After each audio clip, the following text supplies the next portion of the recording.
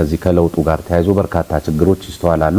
በተለይ ከህግ የበላይነት ጋር ተያይዞ ሀገሪቷ ፈተና ውስጥ ነች። ስርዓት አልበኝነቱ እንደዚሁ ደግሞ የኢኮኖሚ አሻጥሩ የመሳሰሉት ወዘተርፈ ችግሮች እየመጡ ያሉት በጥልቅ ተሃድሶ አቅጣጫ መሰረት ባለመምራታችን ነው የሚል ደግሞ ቅሬታም ነቀፋም ወቀሳም ይነሳል። በተለይ ከህወሓት በኩል እርሶ ደግሞ የጥልቅ ተሃድሶን አቅጣጫ ተከትለው ውጤታማ መሆኑን ይናገራሉና እንደ አጠቃላይ እንደ ገዢ ፓርቲም እንደ መንግስትም ይህ ነገር እንዴት ነው የሚገናዘበው? ይሄ ጥሩ መነሻ ይሆነናል ብዬ አስባለሁ። መልካም አመሰግናለሁ። ኢህአዴግ ወደ ጥልቅ ተሃድሶ ያስገባው ምንድነው የሚለውን በቅድሚያ ማንሳት ተገቢ ነው ብዬ አምናለሁ። ወደ ጥልቅ ተሃድሶ ያስገባው ዋናው እና መሰረታዊ ነገር የህዝብ ጥያቄ ነው። ህዝባችን በአገልግሎት በፍትሃዊ ተጠቃሚነት በእኩል ተሳታፊነት አጠቃላይ በመብት አከባበር የነበሩትን ችግሮች መቀረፍ አለበት ብሎ ያነሳቸው ጥያቄዎች አሉ። ጥያቄዎች ብቻ ሳይሆን ብዙ ግፊት አደረገ። በግፊትም በትክክል ምላሽ በወቅቱ አለማግኘት ያለማዳመጥ ችግሮች ስለነበሩ እስከ ትልልቅ ጥፋቶችና የህይወት ዋጋ እስከ መክፈል የተሄደበት ሁኔታ ታይቷል። የዛኑ ያህል ደግሞ ኢህአዴግ ውስጥም የውስጥ እንቅስቃሴ ጠንክሮ ተነሳ ማለት ነው። መለወጥ አለብን በምንልበት ሰዓት ከልብ ነው መለወጥ ያለብን። ህዝቡ የሚጠይቀንን ጥያቄ በትክክል መመለስ አለብን፣ ማዳመጥ አለብን፣ መወሰን አለብን። ፖለቲካ ምንም ማለት አይደለም። የህዝብን ፍላጎት ጥያቄዎች አዳምጠን መመለስ ካልቻል ትርጉም አልባ ነው የሚል ነው። በሌላ በኩል ደግሞ ወቅታዊ የሆኑ ምላሾች ህዝቡን ትንሽ ረገብ ሊያደርግ የሚችል አይነት ሰጥቶ ዞሮ እዛው የመመለስ ፍላጎቶች በእነኚህ ሁለት ፍላጎቶች መካከል በውስጣችን ትልቅ ክርክር ነበረ። ሄዶ እስከ አሁን ለለውጡ መነሻ ወደ ሆነበት ጫፍ ወስዶናል ማለት ነው። በዛን ጊዜ ለፕሬስ ድርጅትም የሰጠሁት ሲጠይቁኝ በጥልቅ ተሃድሶ ከተለዩት ችግሮች ውስጥ አንዱ ሪፎርም መደረግ ያለበት የተባለው የገቢዎችና ጉምሩክ ሚኒስቴር እዚህ ላይ ያሉ ችግሮች ናቸው። ጥልቅ ተሃድሶአችን ውስጥ በመንግስት መስሪያ ቤቶች ውስጥ በመጀመሪያ ቅድሚያ ይሰጣቸው የተባለ ነገር ግን በጥልቅ ተሃድሶአችን ኮሚቴው ተቋቁሞ መስሪያ ቤቶች ላይ መደረግ ያለባቸው ሪፎርሞች ደህንነት ላይ ገቢዎችና ጉምሩክ ላይ መከላከያ አካባቢ እንዴት ተለዩዋሉ ማለት ነው። እዛ አካባቢ መደረግ ያለባቸው ተብሎ ኮሚቴ ተቋቋመ። ሌሎች ስራዎችም ላይ እንደዚህ ኮሚቴ ተቋቋመ። ግን ደግሞ ልክ በጥልቅ ተሃድሶ እንደለየነው አይነት እውነተኛ የሆነ ምላሽ ለመስጠት አልነበረም በወቅቱ።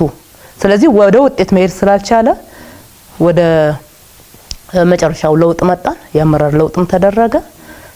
ሪፎርሙ በተባለው ልክ መተግበር አለበት ወደሚል ገባን። በዛ መንገድ ነው የተሄደው። ስለዚህ አሁንም ቢሆን በጥልቅ ተሃድሶ የተለዩ ነገሮች ችግሮች ናቸው መተግበር አለብን ያልነውን ለይስሙላ ህዝብን ረገብ ለማድረግ ለመመለስ የመሄድና ከልብ ደግሞ ያንን የመተግበር ልዩነቶች ናቸው እንጂ ችግር ነው ብለን የለየነውማ አብረን እኮ ነው። አብራችሁ ለያችሁ። ከዚያ በኋላ ደግሞ ቀደም ሲል እርሶ እንዳሉት ፖለቲካ ማለት የህዝብን ፍላጎት ማሟላት ነው፣ ጥያቄ መመለስ ነው በተቻለ አቅም። ነገር ግን አሁን ለምናያቸው አጠቃላይ ሀገራዊ ጉዳዮች ወይም ደግሞ ምናያቸው እዚህም እዚያም በርካታ ስርዓት አልበኝነቶች ይስተዋላሉ። አንዳንዴ ያው ከዚህ ከለውጥ ጋር በተያያዘ ሊከሰቱ የሚችሉ አጋጣሚዎች ቢሆኑም ግን መሰረታዊና ጥልቅ የሆኑ ችግሮችም ይስተዋላሉ።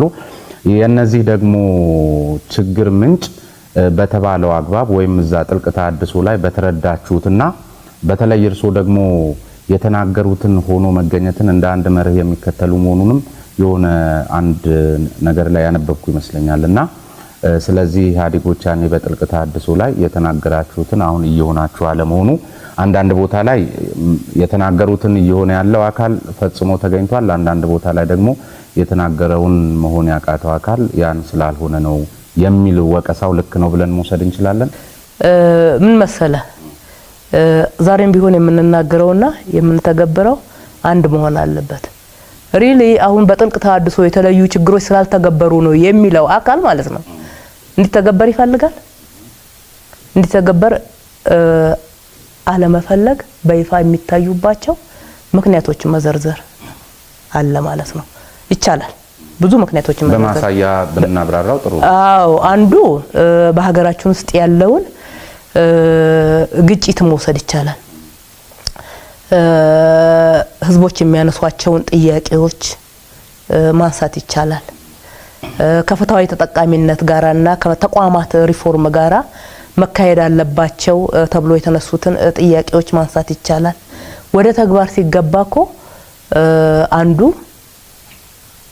እንዳይተገበር ለማደናቀፍ የሚሮጥ ሌላው ደግሞ ለመተግበር ብዙ ጥረት የሚያደርግና ዋጋ የሚከፍል ሆነን እኮ ተለያይተናል። በዚህ ደረጃ ተለያይቷል። ስለዚህ እነኛ የተለዩት ችግሮች በራሳቸው ችግር አይደሉም። በራሳቸው የተለዩት ውሸት አይደሉም ማለት ነው። ውሸት እውነት ናቸው። የለየንበት መንገድ እኔ እስከማቀው ድረስ ጀኒውን ነው። ትክክለኛ ችግሮች ነው የለየነው። ህዝብን አዳምጠን ነው አፈጠ ሰብአዊ መብት አያያዛችን ላይ የነበረው ችግር በወቅቱ የለየነው ሰውና እጅብ አንድ ላይ የታሰረበት ሰው ልጅ የሚኮላሽበት እንደዚህ ያልነው እኮ የፈጠጠ ሀቅ ነው። እሱን ወደ መተግበርና ህጋዊ እናድርገው ተጠያቂነት ይምጣ በሚባልበት ሰዓት ትልቅ ልዩነት መጣ ማለት ነው። ምን ማለት ነው የምንናገረው? እዛ ጋር ልክ ነው፣ ይሄ ችግር ነው፣ ግለሰቦች የፈጸሙት ነው፣ መስተካከል አለበት ብለን ደምድመን ስናበቃ ወደ ተግባር በምንገባበት ሰዓት ለምን የብሔር መልክ ይይዛል? በተለይ ከዚህ ከሌብነት ጋር በተያያዘ በነገራችን ላይ ራሱ ኢህአዴግም እንደ ኢህአዴግ እንደ ፓርቲ በጥልቅ ተሃድሶ አግሉቶት ያወጣው መሆኑ እንደተጠበቀ ሆኖ ህብረተሰቡም ትልቁ ችግር ብሎ ሲያነሳ የነበረው የዚህ የኪራይ ሰብሳቢነቱ አጀንዳ ነው።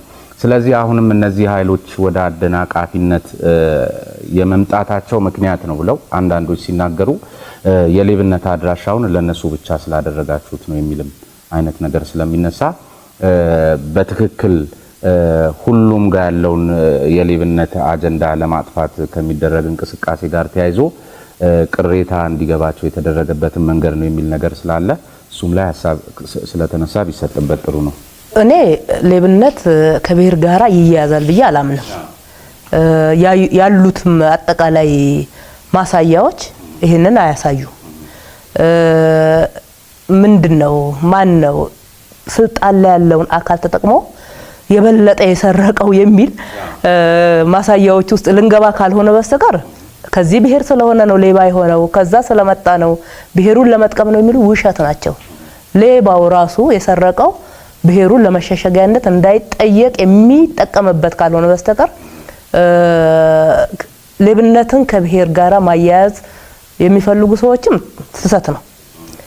በራሳቸው ደግሞ ሌብነት ውስጥ የተሳተፉ ሰዎች ከብሔራቸው ጋር አያይዘው ከዚህ ብሔር ስለሆንኩ ነው የሚለውን መከላከያ የሚጠቀሙበት ምክንያት እንዳይጠየቁ ነው እንጂ ለብሔራቸው እኮ ምንም አላደረጉም። ለራሳቸው ጥቅም ነው፣ ለግል ጥቅማቸው ነው። ስለዚህ እንደ መንግስት እኔ እስከማውቀው ድረስ በየአካባቢው ያሉ ስርቆት ውስጥ በጉልህ የተሳተፉ አካላት ተጠያቂ የተደረጉ ነው ያሉት።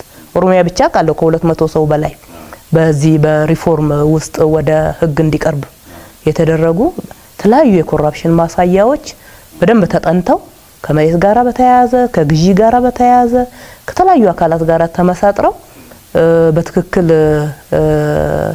ሌብነት ውስጥ ተሳትፏል የሚል ማስረጃ በተገኘባቸው ወደ ህግ ቀርበዋል። ኦሮሞ ስለሆኑ አይደለም፣ ተግባራቸው ነው።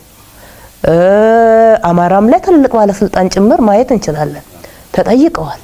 ስለዚህ ለአንድ ብሔር ብቻ የተሰጠ ነው የሚለው በተለያየ መንገድ የሚገለጸው ለኔ ትክክል አይደለምም እንደዛ አይደለም።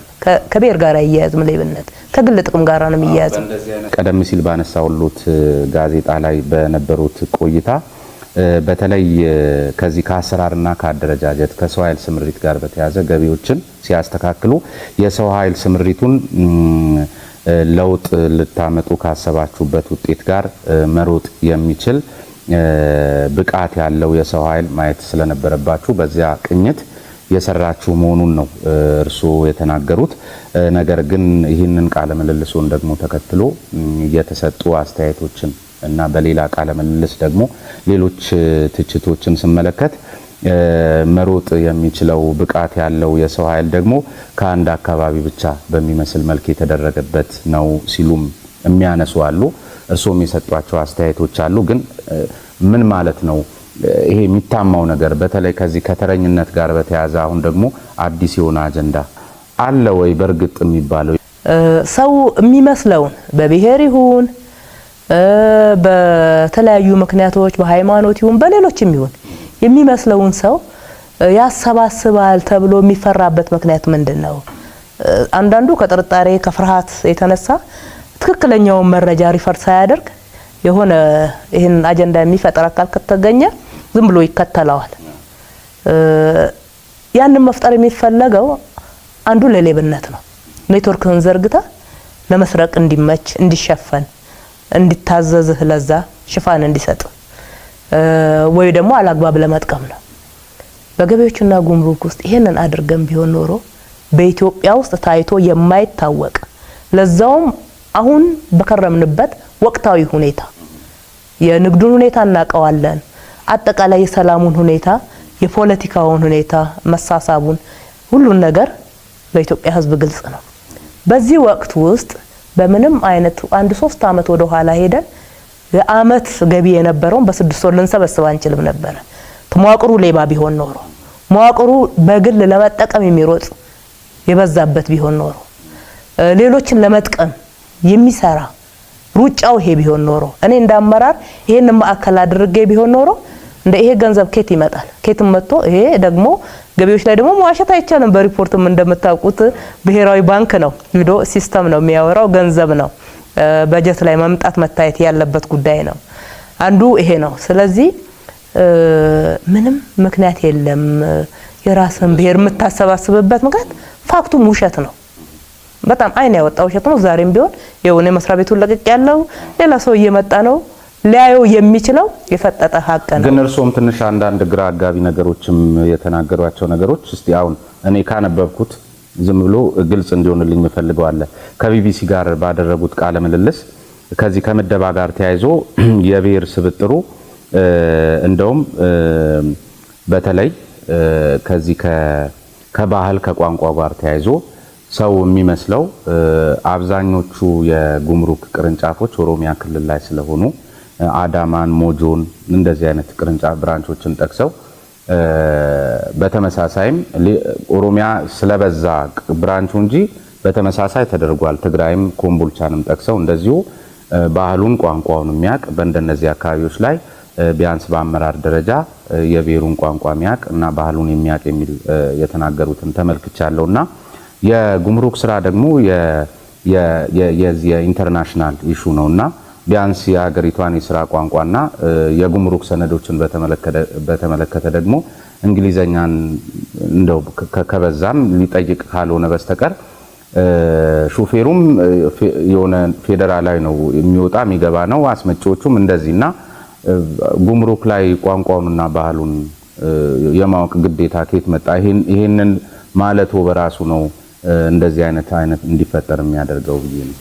በቅድሚያ ያኔም እንደተናገርኩት እኔ ለቢቢሲ አማርኛ ክፍል ቃለ ምልልስ አልሰጠው ለኦሮምኛ ሰጥቻለሁ። በሚተረጉሙበት ሰዓት የሰሩትን ስህተት እንዲያስተካክሉ ጠይቄያለሁኝ። ይሄ ታሳቢ ቢደረግ ጥሩ ነው የሚሆነው። በአጠቃላይ ግን ያለው ሁኔታ ምንድነው? ከህብረተሰብ ጋር ነው ታች በተለይ ኮንትሮባንድን ስንቆጣጠር ማለት ነው ከማህበረሰቡ ጋራ መግባባትን ይጠይቃል። ከአካባቢው ሚሊሻ ጋራ ከቀበሌዎች ጋራ ምክንያቱም ሁሉ በሮቻችን ከሌላ ያሉበት አይደለም። በተለይ ደግሞ ከፖለቲካው ብልሽት ያስከተለው ከኋላ ጀምሮ ሰው በአካባቢውነት እንዲያስብ የማድረግ አይነት ሁኔታ ስላለ ሰው ስትይዘው ቅድም መጀመሪያ ስጠይቀው እንደነበር የና አካባቢ ስለሆነ ያዛችሁት ከለከላችሁት እንዲያረጋችሁት ጎዳችሁት የሚሉ እንቅስቃሴዎች አሉ። ይሄን ማህበረሰቡ ጋር ተቀራርበ አብረ ካልሰራና ህገወጥነት ሁላችንንም ይጎዳል ብሎ መቆም ካልቻለ በስተቀር አብረ ልትሰራ አይችልም። ስለዚህ በተቻለ መጠን መግባባት የሚችል ከማህበረሰቡ ባህልን እሴቱን የሚያከብር ማለት እኮ የትም ቦታ ይሰራል፣ የትም ቦታ የሚሰራ እንደዛ አይነት አመራሮችን በምንመድብበት ሰዓት ሰዎች ሚስ አንደርስታንድ ሊያደርጉ ይችላሉ። ዋናው ግን ስራውን መሰረት ያደረገ ከንቅናቄው ጋር የተያያዘ ነው። አዎ ስራውን መሰረት ያደረገ ነው። ለስራው ድጋፍ ነው። ግን ምንነው ዋናው መለኪያችን ብቃት ነው። ብቃቱን አሟልቶ ሲያበቃ ሰዎች እኩል ብቁ ሊሆኑ ይችላሉ። የበለጠ ማን መቀሌ ቢሆን የተሻለ ውጤታማ ሊሆን ይችላል፣ ማን ጅማ ቢሆን የተሻለ ውጤታማ ሊሆን ይችላል ብለ ተመዝናለ። ዛሬም ይሰራበታል። ይሄንን ነው የገለጽኩት። በተለይ ከቴክኖሎጂም ከመሳሰሉት ጋር ብዙ የሪፎርም ስራ መሰራቱን ነው ሲናገሩ የሚሰማው። ነገር ግን ብዙዎቹ የሞጆ ደረቅ ወደብ ውስጥ የሚገኙ የጉምሩክ ኃይሎች ከቴክኖሎጂ ጋር የማይተዋወቁ ያውቃሉ የሚባሉትም በመከራ ሰርተው ሰዎችን መከራ አግብተው አስመጪንም ላኪንም ከተማረረና ብዙ ተስፋ ከቆረጠ በኋላ መልስ የሚሰጡ ሞልተዋል። ዛሬም ተበራክተዋልና የገቢ አሰባሰቡን ያህል እዚህ ላይ ትኩረት ያልተደረገው ለምንድን ነው? በእርግጥስ ሄዳችሁ ገምግመዋል የሚባለውስ ነገር ትክክል ነው ወይ? ብዙ ጊዜ ብዙ ቅሬታ አቅራቢዎች በተለያዩ ሚዲያዎች ላይ እንሰማለን። በአስመጪነት፣ በላኪነት፣ በአሽከርካሪነት የተሰማሩ ኃይሎች ብዙ ዝግብ ያለ ይመስለኛል።